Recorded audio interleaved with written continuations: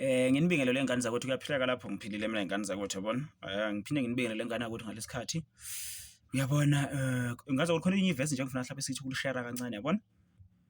Ngifuna sithi ulishare ngane zakwethu la izwi lenkosi kuMathewu chapter 7 verse 21 yabona. Ngizolifunda nje ngane zakwethu bese ngiyalichaza. Uyabona ngenze mhlawumbe nama example yabona.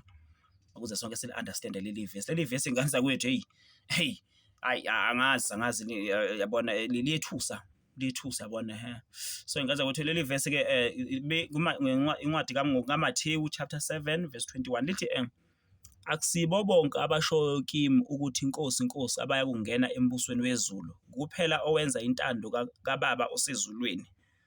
Ngime lapho ngoba kunongqivele la kune full stop. Ngiliphinde futhi lithi akusibo bonke abashoyo kimi ukuthi inkosi abaya kungena embusweni wezulu kuphela owenza intando kaBaba osezulwini.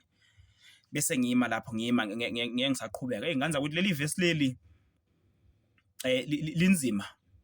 linzima ingane zakwethu yabona la uNkulunkulu usuke ehlukanisa leli verse leli ikakhulukazi akunye siyakubona kwenzakala la emhlabeni yabo kodwa abanye abantu siyobabona ezulwini ukuthi hayi kahle kahle labantu bebengasindisiwe bebekhuluma nje ngegama lika Jesu kodwa bebengasindisiwe yabo ngoba uthi uJesu Kristu akushiwo bonke abathi inkosi okuchaza ukuthi khona abantu ababiza igama lika Jesu Kristu kodwa abayenzi intando kaNkulunkulu yabona babiza igama lika Jesu. Ngenza isibonelo sineyitabane yabona abantu abalala nobulili ofanayo nobaba yabona la bantu baya esontweni bayavuma ukuthi uJesu Kristu uyinkosi kodwa abayenzi intando kaNkulunkulu. uNkulunkulu ezwini lakhe uthe owesilisa akangalali nokwesilisa yabona. So laba bayavuma bayathi inkosi bathi hayi uJesu uyinkosi bayafuda semasontweni yabona kodwa abafuni ukwenza intando ngoba uNkulunkulu uthi akusibo bonke abathi inkosi abayongena embusweni kaBaba osezulwini uthi kodwa abenza intando yakhe. Ukuchaza lezi zitabane kumele zikiyeke iziziye kulala nabanye mawuyintombazane lana namanye amantombazane fa ukuyeke lokho ngenxa ukuthi kuyilichilo lokho fa ukuyeke kwenza intando kaJesu Kristu uphendukele kuJesu Kristu njengenkosi nomsindisi bese uyayiyeka lonto leyo. Ngize mhlambe kubantu ababulalayo kunabantu abasabulala inkabi khona inkabi eziyayo emasontweni uJesu uyinkosi ishaya izandla bona kodwa ayiqhube mayiphume esontweni iphinde ihambe zikubulala futhi ukuze zenze imali.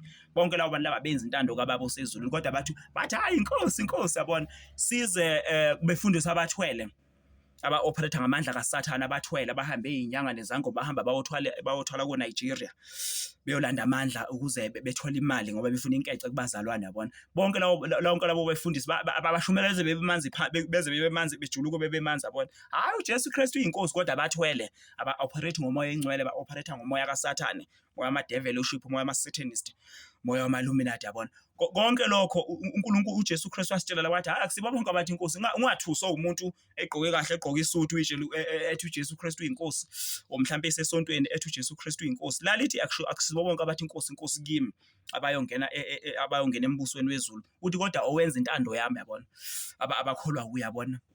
Maningi ama-example engingawenza ingane zakwethu yabona. Ngizamulanda ukuthi mntaka baba uqaphele ekutheni kwakho uJesu Kristu uyinkosi fa uyibuza umbuzo ukuthi ngabe sewumkhethile uJesu Kristu uthi uyinkosi bese number 2 uyayenza intando yakhe yabona. Uyayenza intando yakhe. Sinoma hosha abantu abadayisa ngomzimba bathi uJesu Kristu uyinkosi kodwa ababhizi badayisa ngomzimba yabona. Wathe uNkulunkulu mawufunda imithetho eyilishumi ngisakhumbula ukuthi umthetho wesingaki yabona akathi uNkulunkulu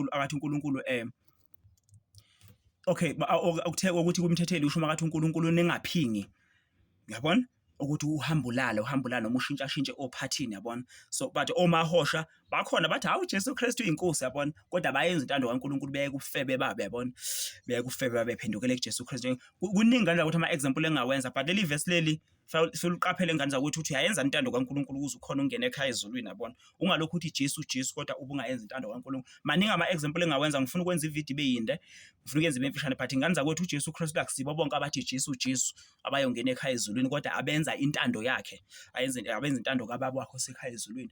So ngane zakwethu uma mhlambe ukuthi khona izinto ozenzayo wrong ngane yakwethu phendukela kuJesu Kristu uyiyeke lezo zinto. Mhlawumbe uyabhema, mhlawumbe uphuza utshwala, ugcina kakhulu utshwaleni kodwa ulokhu umemeza ukuthi hayi uJesu ngiyamthanda nami uJesu uyinkosi. Thuna lokho thandaza ukuthi uNkulunkulu akukhulule kulobo bumnyama yabona. Akukhulule kulobo bumnyama ukuze wenza intando kaBaba osekhaya ezulu. Kuningi engakubala uqamba amanga, umtshontsha, mhlambe uyantshontsha uliselwa yabona kodwa uthi uJesu Kristu uyinkosi. Thandaza ukuthi uNkulunkulu akukhulule kulawo madimoni Nkosi uJesu ngikhulule kumadimoni obusela ongitshontsha. Izwi lenkosi lithi ngantshontsha ngisayenza intando yakho ngiyantshontsha yabona. Maningi ama-example engawenza ingane zakwethu, so siqaphele ingane zakwethu yabona. Ngiyabona ube nosuku oluhle, angikusho ngoba ngizenza ngcono, but ngizama ukuthi ngikusize ingane yakwethu ukuthi thandaza, uNkulunkulu akukhulule kulawo madimoni okuwo, ukuze khotha ungene ekhaya ezulu. Ngoba uma ungayenzi intando yakho uJesu Kristu uthi hayi noma ungalibiza igama lami, but uma ungayenzi intando yami ngeke ukhona ungene ekhaya ezulwini yabona. Ngiyabona ingane zakwethu ibe nosuku oluhle, nginithanda nonke ne, shap shap.